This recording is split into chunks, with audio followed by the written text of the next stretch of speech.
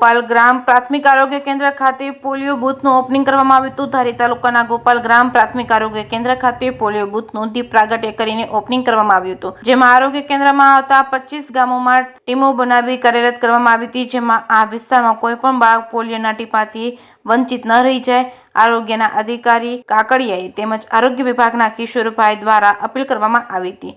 જે કેસની ગુજરાતી સાથે બિપિન રાઠોડ ચલાલા। આજરોજ અમારા ગામની અંદર 23 થી 24 તારીખ સુધી પોલિયોનું 0 થી 5 વર્ષ સુધીના તમામ બાળકોને પોલિયોકરણ કરવાનું છે અને ડોર ટુ ડોર પણ આ લોકો પોલિયોનું કામકાજ ચાલુ છે અને આરોગ્ય શાખાની અંદર પણ ચાલુ છે। હાલ અમારું આરોગ્ય કેન્દ્ર 25 ગામ છે, એ બધા ગામની અંદર આજના રોજ પોલિયોનું કામ ચાલુ છે। 0 થી 5 વર્ષના તમામ બાળકોને નમ્ર અપીલ છે કે કોઈ પણ બાળક રહી ના જાય।